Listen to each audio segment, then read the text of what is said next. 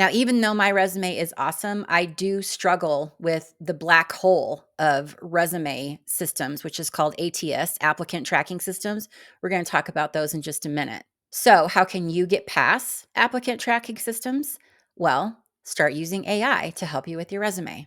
I'm Sheila Hammond, the Lazy BA, and I'm going to give you some prompts for AI and tell you how you can use it as your partner to help you craft a better resume. Have you heard of applicant tracking systems or ATS? If you haven't, they're kind of controversial, and a lot of people have different tips and tricks. There's like a whole, you can get into a YouTube black hole, how to beat ATS. But I'm just going to give you like the top level version, and you can dive deeper if you want to. But basically, what ATS is this: just imagine like a massive pile of resumes. And what ATS does is it scans each one and it looks for keywords that match the job description. By the way, that's my dog snoring. I'm not farting. She's just snoring. But anyway, it looks for keywords that match the job description. And if your resume doesn't include those keywords, then it might get filtered out. So it might never be seen by human eyes. So, what AI can do is it can help you tailor your resume for job descriptions. It can highlight relevant achievements and experiences that are going to align directly with the job description that you're applying for. Again, use AI as your buddy, your assistant, right? It's going to help you write a resume. You can't just feed information into it and it's going to give you something perfect. You're going to have to massage the data a little bit. And creating a custom resume for each job that you apply to does take some time, but it is doable. And some might argue necessary in this climate. There are two main ways that AI could help you out. And the first is to optimize for keywords. AI can analyze job descriptions and identify the most relevant keywords that hiring managers are looking for. It can then suggest a way to incorporate these into your resume, making it more likely to be picked up by the ATS. The second thing it can do is highlight your skills. It can help you tailor your resume to showcase specific skills and experience that are mentioned in the job description. This is going to demonstrate to employers that you are perfect for the role. There are a ton of paid AI resume builder services out there, and I have included a list of them in a description.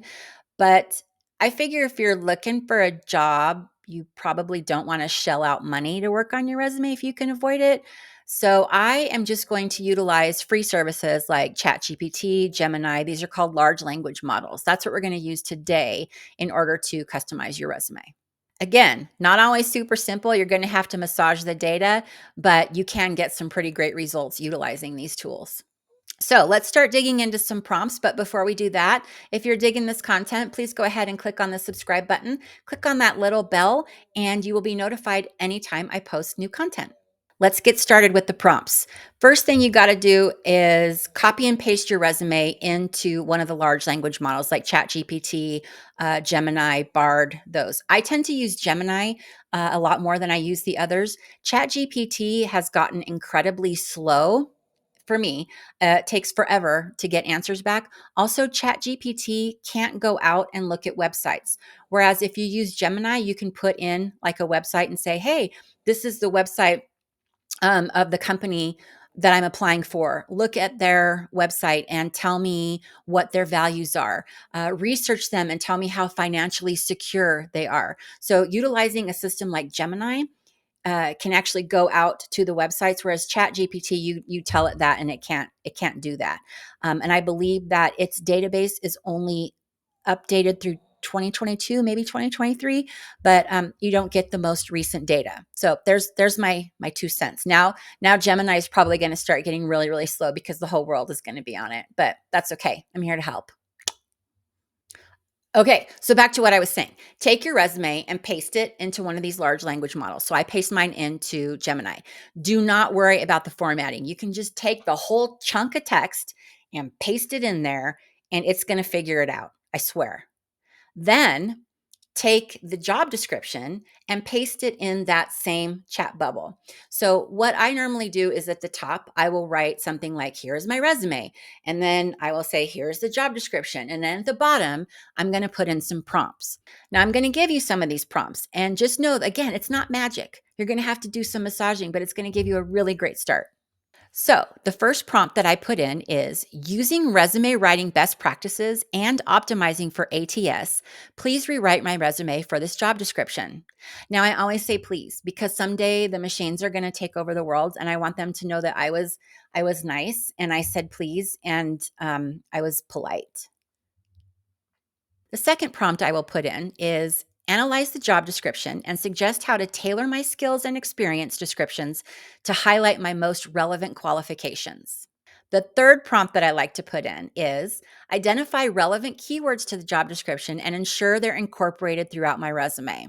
Now, make sure when you get this information back that it is actually highlighting the key experiences and not just some phrases that the company might have put in their resume, right? So you want to make sure that it's pulling out the key experiences that they're looking for. Sometimes when I do this, it gets stuck on like there might be a bullet point that says, having widget experience is nice to have. Well, then the whole resume is like about this widget experience, right? Even though it's a nice to have. So again, massage that data, go in, fiddle around, even tell it, just say, listen, this is a nice to have. It doesn't really matter. Concentrate on these other things. That's what's most important. Another thing that I like to use for the large language models like ChatGPT and Gemini is to say, look at the job description for Easter eggs that I need to include on my resume/cover letter. I have run across so many job descriptions recently that, like, towards the bottom of the job description, they'll put something like, put coffee in your cover letter so we know you read this far. Thanks. Thanks. Sure, I will do that. So also, sometimes they hide the travel requirement. And if you watched any of my other videos, you know that for me, travel is a deal breaker. So I will also ask ChatGPT or Gemini, whichever you're using. I will also say, hey, take a look at the job description. And if it says travel, let me know. So you can put little gotchas in there for that too, that will help you out. Helps me out because I'm not even gonna lie, I don't necessarily read down to the bottom of a job description when it's 75 pages long, Bertha. Thank you. I have created a beautiful attachment for you that has a ton of AI prompts that can help you write your resume. Just go ahead. There's a link in the description that you can just click on that and go download that, and it will be super helpful as you go to craft your resume. Believe me, I have used this a bajillion times. So these are all proven. Now, keep in mind that once you update your resume, that doesn't mean that you're good, right? You just go, whoo, ah, whew, done. I finished my resume and it's done forever. It's not because things change, right? So you constantly need to be refining and updating your resume if you're in a serious job hunt, like I am. So remember too that while AI is a very, very powerful tool, it is not smart, but it's helpful. So you need to make sure that you go in and massage the data. You need to make sure that you proofread carefully because it has actually given me some typos, which I find nuts.